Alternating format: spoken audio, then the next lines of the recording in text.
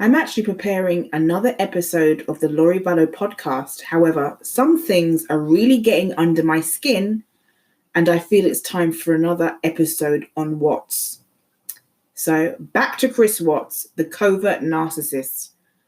I'm going to explore what I feel are the key points that make him a covert and how this enabled him to commit this horrific crime. Now, I was just looking through some comments on another channel, and this creator, who I won't name, said he thinks Chris Watts is the most remorseful killer. He believes that Chris Watts is remorseful partly because he cried. I don't believe that Chris Watts is remorseful at all. And I don't think he's remorseful because I don't think he feels empathy. I don't think he's capable of empathizing. His mind is so twisted. He doesn't really have a lot of depth. His personality kind of like runs on the surface. I call it a surface personality. A lot of coverts have this type of personality. There really isn't much substance. They kind of just mimic. And that's why when Chris Watts was saying how much he missed his family, as he was pleading for their safe return, saying how much he wanted them to come home, many people who observed him didn't believe him because he didn't have the empathy in order to convey true emotion. His affect was very flat because basically he was just mimicking and repeating what he thought he was supposed to say. And he was banking on the fact that he would be able to control the narrative of this loving father who was concerned about his family. Another point I want to address, this creator also believes that narcissism has nothing to do with the crime that Chris committed. And while yes, I do believe we all have narcissistic traits, that's very different from being a true narcissist or having the disorder. Covert narcissists are the worst type of narcissist to get involved with. And the reason is because they are not grandiose. Many are quiet and introverted, even shy. They want the admiration. In fact, they secretly crave admiration. They are just not as vocal with their egos. Simply speaking, coverts are not easy to spot. And that is exactly why they are dangerous. If you can spot something early, you can get rid of it before it becomes toxic. But if you are none the wiser, then that leaves you vulnerable. Lots of people say that Shanann was the narcissist. She wanted the big house, the flashy cars, the nice clothes. Shanann's character is simply not important in all of this because nothing that she did gave him the right to do what he did.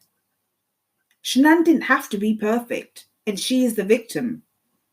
And anyway, covert narcissists are the complete opposite of overts. And when discussing narcissism, I think it's important to distinguish the various subtypes. I don't think that Shanann ever really got to know Chris because the whole time they were together, up until the last few weeks, he was mimicking. He was wearing his mask.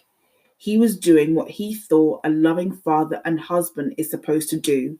And he'd done that all throughout his life. His mother stressed education, success, working hard. Chris complied.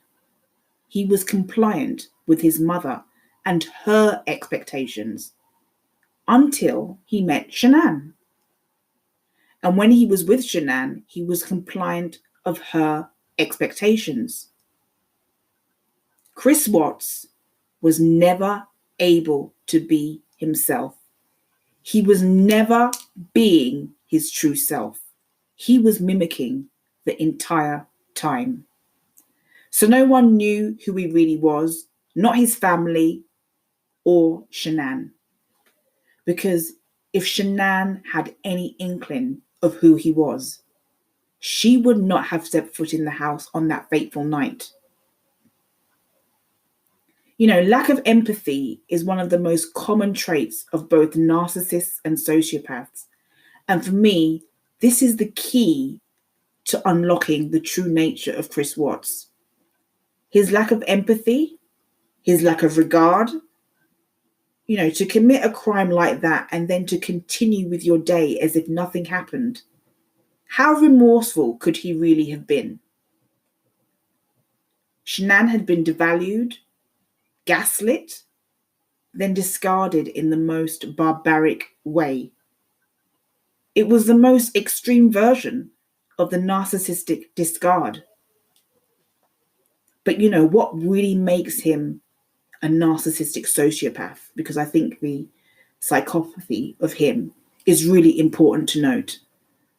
I think by far the worst thing that he did that truly shows how cold-hearted he is, which truly indicates that he had no empathy whatsoever, is that he tried to put the blame on Shanann when given the opportunity, knowing full well she had nothing to do with it. That's how we know he has no empathy, doesn't care about anyone but himself. Chris Watts thought he was superior and better than his family, thought he was smarter than everyone else, and thought he could outsmart everyone else. When Chris asked to speak to his father, he did so because he knew his father didn't like Shanann, and he knew he would be able to easily manipulate his father into believing him because he thought he was superior. He thought he deserved better than what his wife and kids could give him. He was all about self-preservation. He didn't care about anyone. And that's the very definition of narcissism.